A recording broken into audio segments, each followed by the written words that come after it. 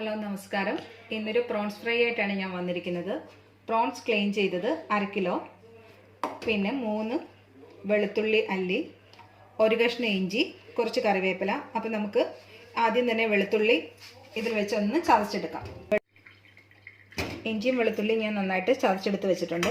ഇനി നമുക്ക് ഈ പ്രോൺസിലോട്ട് പൊടികൾ ആഡ് ചെയ്യാം. ആദ്യം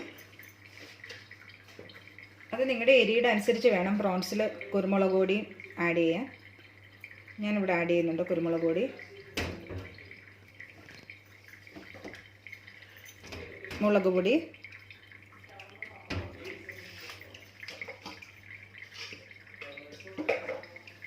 മഞ്ഞൾപ്പൊടി,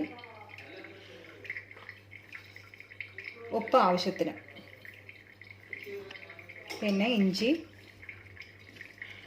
വെളുത്തുള്ളി, കറിവേപ്പില എല്ലാം നന്നായിട്ട് ഈ പ്രോൺസിൽ തിരുമ്മി പിടിപ്പിക്കണം.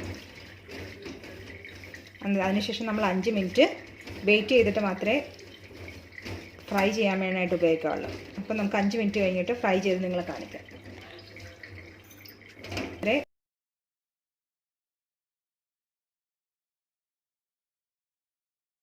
അപ്പോൾ 5 മിനിറ്റ് കഴിഞ്ഞു. അപ്പം നമ്മുടെ പ്രോൺസിൽ നല്ലോണം അരപ്പൊക്കെ നന്നായിട്ട് പിടിച്ചിട്ടുണ്ട്. ഇനി നമുക്ക് ഓയിലിലോട്ട് ഫ്രൈ ചെയ്യാൻ വേണ്ടി ഇടാം കേട്ടോ.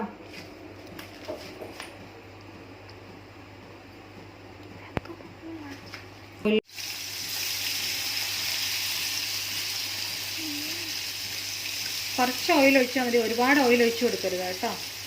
ആവശ്യത്തിനുള്ള ഓയിൽ, ഇതിന് കുറച്ച് ഓയിൽ മതി. അതിനുശേഷം നമ്മളൊന്ന് ഇതുകൊണ്ടൊന്ന് ഇളക്കി കൊടുത്തിട്ട് തീ ഒന്ന് കുറയ്ക്കണം.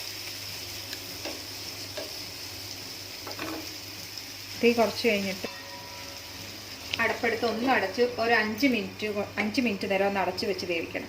അപ്പം ഓൾറെഡി കൊഞ്ചിൽ നിന്ന് കുറച്ച് വെള്ളമൊക്കെ ഇറങ്ങി വരും. അപ്പം ഞാൻ കാണിച്ചു തരാം എങ്ങനെയാണെന്നുള്ളത്. കൊഞ്ച് വറുക്കാനുള്ള ടൈം കൊണ്ട് ഞാൻ പുറത്തെ കാഴ്ചകളൊക്കെ ഒന്ന് കാണിച്ചു തരാം. ഇപ്പോൾ ഇവിടെ ചൂട് സ്റ്റാർട്ട് ചെയ്തിട്ടുണ്ട്, നല്ല വെയിലുണ്ട്.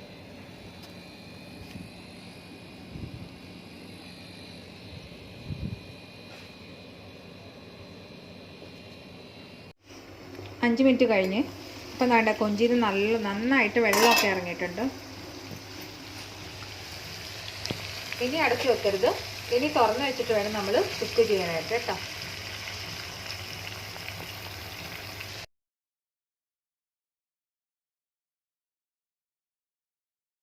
അപ്പം നമ്മുടെ പ്രോൺസ് ഫ്രൈ ഇവിടെ റെഡി ആയിട്ടുണ്ട്. ഇനി നമുക്കൊരു സെർവിങ് പാനിലോട്ട് മാറ്റാം. ഇതെൻ്റെ ഹസ്ബൻഡിൻ്റെ മമ്മി പറഞ്ഞു തന്നിട്ടുള്ളൊരു ഡിഷാണ്. എല്ലാവരും ട്രൈ ചെയ്ത് നോക്കുക, നല്ല ടേസ്റ്റി ആയിരിക്കും കേട്ടോ.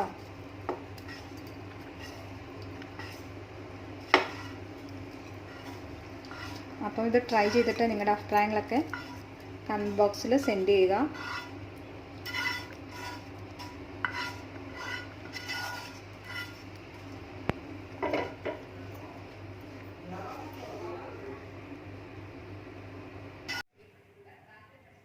Try our dish and subscribe to our channel. Bye bye.